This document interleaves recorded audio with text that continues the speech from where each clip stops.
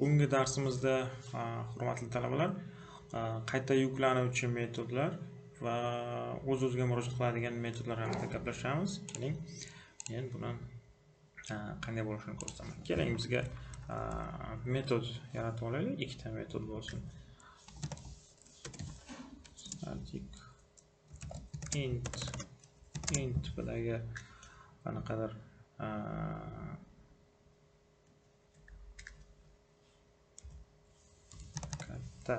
degan metod tanasi va uning int tipida a va int tipida b qiymatlari bor. Bizga return qilib bersin.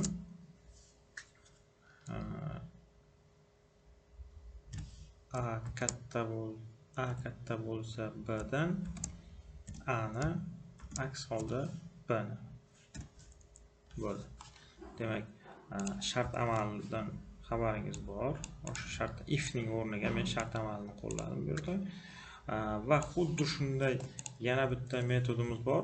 Nom bir xil nomda, faqat uning turi, ya'ni qaytaradigan qiymati va parametrlarining turi boshqacha.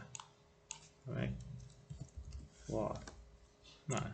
boshqacha, lekin o'sha foydalanishimiz bir xil, ikkalasidan bir xilda foydalanishimiz mumkin. Hozir murojaat qilganimizda har ikkalasi ishlaydi. Faqat parametrimizga qarab u o'sha tanlaydi qaysi biridan foydalanishni. Demak, int turidagi natija 1 ga men o'zlashtiraman katta 15 yoki 62 degan metodda qaysi bir katta bo'lsa o'shani qaytaradi va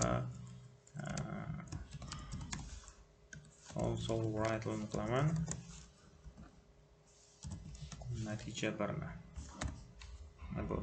Demak, metodimizda int tipida ishlaydigan kiruvchi qiymatlisi ham bor, int natija qaytaradigan va float tipidagi tipli parametrlisi ham bor. Men ikkinchisini ham foydalanib ko'raman. Float natija, lekin bitta nom ostida va 15.5 100.5. Qaysi bir katta bo'lsa o'shani bizga chiqarib berish kerak. Mos ravishda 2 qo'yib qo'yaman. Xo'sh, bu yerda xatolik ko'rsatyapti. Qanday xatolik ko'rsatganini tekshirib ko'rishimiz kerak.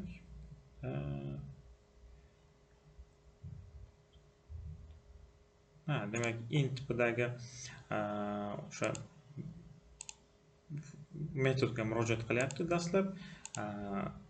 Uning xuddi shu nom ostidagi boshqa bir ikkinchi metodiga murojaat qilmayapti. Xo'sh, buni qanday yechimi borligini ko'rib o'tamiz. Qanday qilib joriy holatda shunaqangi muammo hal qilish kerak.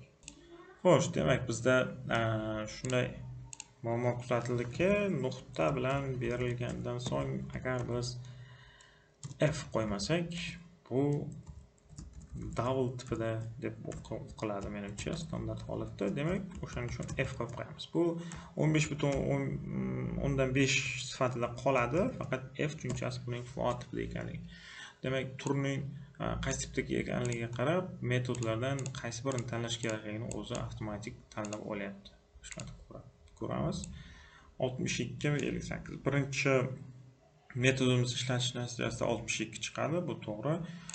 Ikkinchi metodimiz ishlash natijasida esa 58.5 chiqadi, bu to'g'ri. Demak, metodimiz o'sha katta kichiklikda solishtirish kerak edi.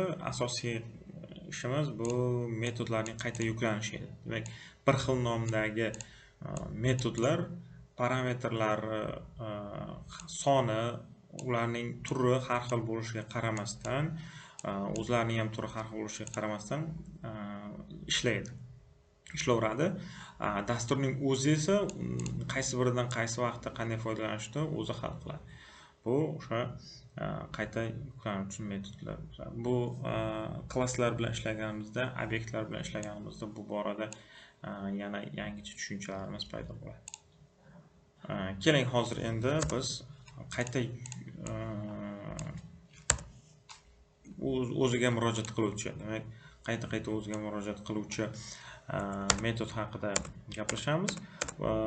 Bu qanday bo'ladi? Demak, o'ziga murojaat qiladigan metod, qayta yuklanuvchi metod bu ikki xil bo'ladi. Bittasi oddiy, demak metodning o'ziga murojaat qiladi, o'z tanasiga murojaat qiladi. Aralash holati esa bu bir metod tanasida turib boshqa metod, ikkinchi metodni chaqiradi, ikkinchi metod esa o'zida turib birinchi metodni chaqiradi. Bu aralash. Shunisi rekursiya deb nomlanadi. Rekursiyadan foydalanishning ba'zi joylarda juda o'rinli, juda foydali bo'ladi, ba'zida esa bu ortiqcha o'sha resurslarni sarflash hisoblanib qoladi. Shuning uchun bundan oqilona foydalangan ma'qulroq. Keling, men static int tipidagi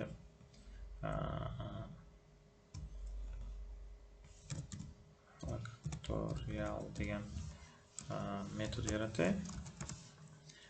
Albatta bizda u kichik harf bilan bo'lish kerak. Metodlarni kichik harf bilan yozishga, o'zgaruvchilarni kichik harf bilan e'lon qilishga odatlanish kerak. Bu o'sha kerak. Dasturchilar bilan birga jamoa bo'lib ishlaganda juda mos xatlar. Int qanaqadir n. Bu nima? Faktorialni hisoblaydigan dastur tuzmoqchiman. Faktorialni hisoblaydigan metodning tanasini yozmoqchiman hozir. Demak, n soni kiritamiz. Bizda n faktorialni hisoblab beradigan metod bo'lishi kerak. Xo'sh, birinchi bo'lib nima qilishimiz kerak? Birinchi bo'lib o'ziga murojaat qiladi dedik. Demak, bu o'zi takrorlayveradi jarayonni. Shuning uchun birinchi bo'lib shart qo'yishimiz kerak. If n teng bo'lsa 1 ga, n ning 1 ga teng bo'lgan holatda return qilishimiz kerak 1 ni. Bo'ldi. Demak, o'sha 1 ga teng bo'lib qolgan holat uchun bu n ning birinchi n ni ko'paytmasini olamiz, undan keyin n-1 da va hokazo ketaveradi. Qachonki n ning o'zi bo'lib qolgan holatida, 1 bo'lib qolgan holatida o'zi 1 ni qaytarsa bo'ldi. O'sha natija bilan ko'paytirilib ketaveradi. Va undan tashqarida return qilib qo'yamiz nimani? N ko'paygan, n ni ko'paytiramiz nimaga? Faktorial metodidagi n-1 ga. Xo'sh, mana aytib o'tdik. Jarayon qanday bo'ladi? Jarayon haqida ozgina tushuncha berib ketaman. Demak, dastlab n ni shartli ravishda men qanaqadir 4 deb olaman. Demak, mana bu qaytaradigan qismimizga, mana bu shartimizga to'g'ri kelmayapti. N demak, bu shartimiz bajarilmaydi va mana bu qismiga o'tamiz. Kompilyatör o'sha qismiga o'tadi va ko'ryapti. N ko'paytirilgan faktorial n-1 ni javob sifatida qaytarishimizni so'rayapti va yozamiz. Demak, n'imiz 4 ga teng, ko'paytirilgan faktorial n-1. Demak, n-1 da endi 3 bo'ladi. Bu 3 ni faktorial metodimizning 3 ni mana bu yerga jo'natadi, qaytarib. O'ziga murojaat qilyapti. Demak, u yerda bu mana bunaqa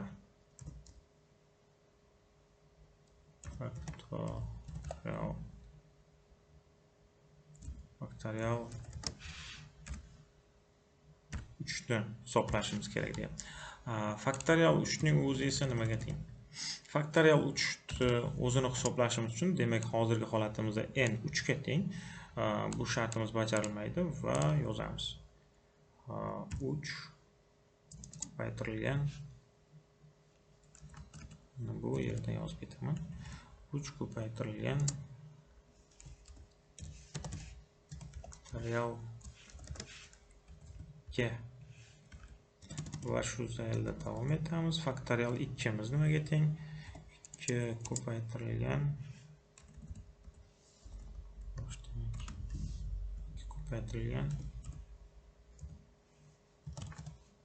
faktorial 1 ga teng. Faktorial 1imiz bizga if mana bu shartimiz bajariladi va shuning uchun return 1 bo'ladi. Demak, buning o'zi 1 ga teng. Demak, agarda mana shularni hammasini jamlab chiqadigan bo'lsam, bizda 4 ko'paytirilgan 3 ko'paytirilgan 2 ko'paytirilgan 1 bo'ladi. Va mana bu 4 ning faktoriyaga teng bo'ladi. Qaytaradigan natija mana shu bo'ladi. Mana shu yerda biz qisqagina kod yozdik, lekin o'sha o'zimizning funksiyamizga tinimsiz qayta-qayta murojaat qildik. Demak, qaytaradigan javob mana shu. Xo'p, keling men uni funksiyamizdan foydalanib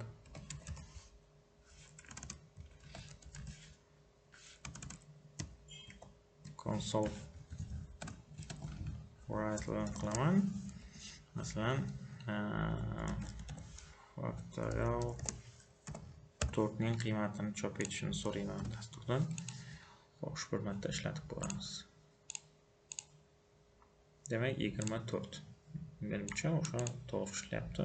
To'g'ri.